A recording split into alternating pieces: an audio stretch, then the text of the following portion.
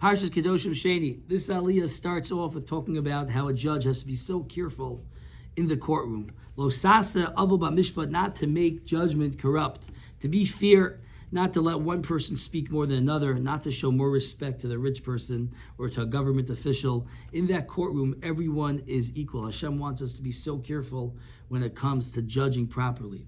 Then we have the law of lo selech rachel ba'amecha, not to be like these peddlers who repeat things that they hear from one person to another, which is basically a form of Lashon Hara, Kehilas. Lashon Hara makes no difference if it's true or if it's not true. It leads to Motzi Shemra. We have to be so careful with how we speak about another Yid. This was the Chafetz Chaim's mantra. And he writes down that there's a special angel in heaven that is allowed to talk about you whenever you speak about other people. But if you're quiet and you don't speak about others, no matter what you do, he is not allowed to repeat it. When someone speaks Lashon Hara, they only hurt themselves and their family.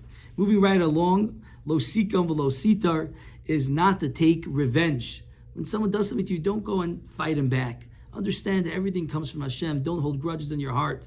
And of course, we have the law of lo sisna chicha v'vavecha. Don't hate a yid in your heart. If someone does something to you and it bothers you, tell him. Keeping in your heart only, brings out resentment. And of course, we have the mitzvah ha'afrecha kamocha, loving a fellow yid like yourself. The Chidah says the end of that pasuk is Ani Hashem, because the name of Hashem is 26.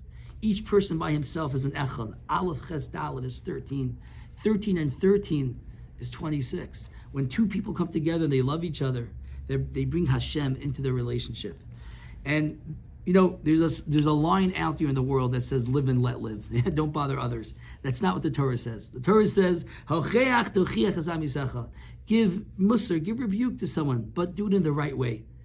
Give rebuke to someone. If you see someone do something wrong, it should bother you. We're all on the same team. But you have to be careful. Make sure it does not embarrass him. Lo sisa lav chet. There's the lav to make sure you don't embarrass another Jew. If you have to tell him something, do it properly. Show him that you love him. Do it with care. Don't do it in a way where he feels like you're out to get him. No, we want to do what Hashem wants.